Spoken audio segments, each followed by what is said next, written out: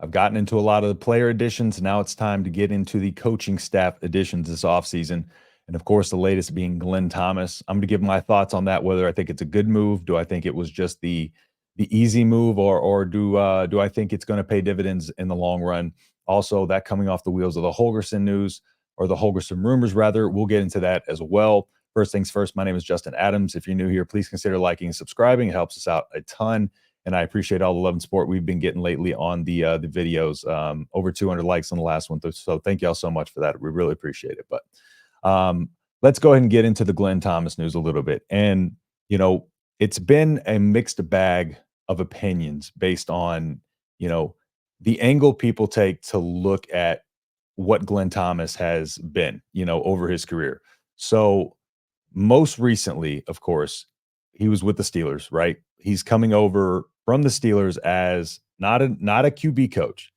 I've been seeing a lot of stuff about Glenn Thomas over there as a QB coach and the quarterbacks they had there. The fact of the matter is in Pittsburgh, the quarterbacks were not great. We know what they had there. Mason Rudolph, they're just not a good group of quarterbacks. We had Small Hands Pickett over there, but he was an offensive assistant coach, right? Not a quarterbacks coach. So he was one season there, and even right here, 20 plus years of college and pro experience to Pittsburgh. Over that time, he has coached some of the game's top players, several different levels, recognizing what it takes to build a productive unit. Okay, so I might be showing my hand a little bit here on what I think about Glenn, but I like to just go by the body of work. I like to go by where he's come from, what he's done over the course of his career, and use that. Matt Rule wasn't successful with the Panthers. But the thing about Glenn Thomas is Glenn Thomas has had NFL success. You just got to take it back to the very early days, 2012 range. So I'll go through a little bit of, his initial surge into the scene of the NFL. So, in 2012 was his first QB coach position, where he was the quarterback coach for the Falcons. Now, it was 2012 to 2014. He was the QB coach there, and developed Matt Ryan. Two of his three Pro Bowls, came in that time frame, and he only made it 3 times total in his career. Matt Ryan had the number 1 completion percentage in the NFL in 2013, and that was the only year he led the NFL in that category. And then he wasn't fired or anything like that. The staff got replaced, and then he was not brought back when Dan Quinn took over. So that was when Rule brought him over to Temple. He was over there from 2012 to 2014. Rule hired him over to Temple in 2015. And then moving on to Temple, this is kind of where that connection begins with a lot of these coaches on this current staff that, Matt Rule trusts and believes in. But, as you can see here, he went over there as a quarterbacks coach right here. And so just a QB coach there. He was there from 2015 to 2016. Now in 2015, he was the QB coach only, and then took over the coordinator role in 2016. So the only 2 times that Temple had ever been ranked since 1949 were the 2 seasons that Glenn Thomas was the quarterbacks coach there. They had back-to-back 10-win seasons for the first time ever, and 2016 AAC title. So just looking at the progress, though, let's take it back to before Glenn Thomas got there, and the offense in 2014. Okay, 2014 Temple's offense was 100th out of 128 in total offense. Okay, afterwards, 2015, the offense was 61st out of 128 in scoring in total offense. 2016, 42nd out of 128 in those categories. So it went from 100th in his first, or the before he took over, to 42nd in 2 seasons. Okay. During that time, as some of y'all might know, he did coach PJ Walker. PJ Walker, has shown his ability in the NFL. He was the quarterback for the Roughnecks in 2020, the original XFL before COVID took it out. Well, not the original, but the original redo of it. And he was undefeated there. PJ Walker looked insane. I'm a Houston fan naturally, so and then that's what prompted him to get a shot in the NFL. He went from there, got taken into the NFL, and he's had a couple stops even this most recent season. So But moving on over from there, okay, so let's move on to Baylor. So now we know this is where kind of Matt Rule really started to make his noise in kind of the college coaching echelon. So let me get over here to his Baylor time. Brought on as the co-offensive coordinator and quarterback coach. As you can see, there's kind of a trend here with this. But over at Baylor, it's been much discussed, Matt Rule's tenure over at Baylor. But let's look at it with Glenn as the co-C and QB coach. So 2017 through 2019. Baylor offensive improvements. Okay, so looking at scoring, right? Scoring 98th out of 130 in 2017, the year that Glenn Thomas took over. Okay, 2018, they went from 98th out of 130 to 63rd out of 130. Okay, 2018 to 2019, that improved to 27th. So they almost went from 98th to top 25 in scoring in those two seasons. Okay, and so again, this is a hire of trust. This is a hire of somebody that Matt Rule has worked with, has seen develop these guys. And for what we know of Matt Rule right now, based on his connections and the guys he's brought over because he trusts them, we really don't have much of a reason to question his decision making right now. It seems like everything he's doing is methodical, and there's a reason that these guys stuck with him, and there's a reason that he wants to bring these guys over. And to go get a guy from the NFL is not easy.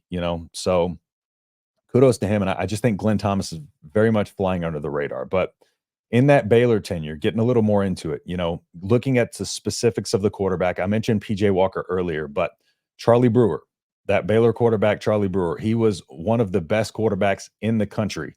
His best TD interception ratio was in 2019, which was when Glenn Thomas was his last season there. 21 touchdowns and 7 interceptions. The 3 seasons under Glenn Thomas, Charlie Brewer threw for 69 touchdowns. He was a semifinalist for the Davey O'Brien Award in 2019 for the nation's best quarterback. And then, looking at what happened after, Glenn Thomas left, the next year Brewer regressed in every category. Completion percentage went down, and his touchdown to interception ratio went from 21 to 7 to 14 to 8. So not only looking at what happened when he was there, but what happened when he left. What was the aftermath? How did those players perform afterwards? And Brewer regressed a little bit after Glenn Thomas left. So then Glenn moves over to UNLV. This is one of the more under the radar stops that he had. But the reason this one is also important to me is because he developed multiple different positions. Because over here, again, as a quarterback coach, you want a guy who can develop the quarterbacks, right? But going over as a offensive coordinator, you want to see a coach develop more than just you want to see him develop the offense and see what he can do to really formulate a high-powered, high-functioning, balanced offense, kind of like Matt Rule wants to run.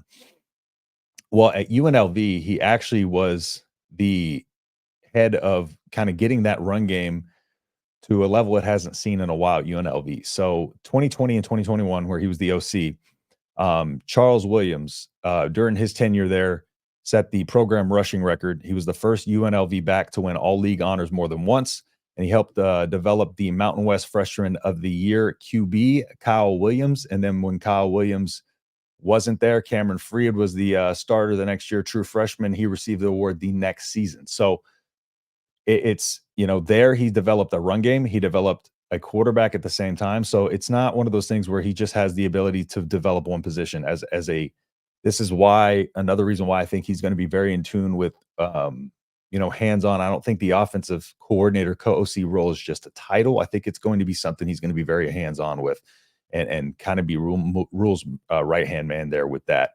And then again, we'll get into a little bit of the Holgorsen stuff in just a second.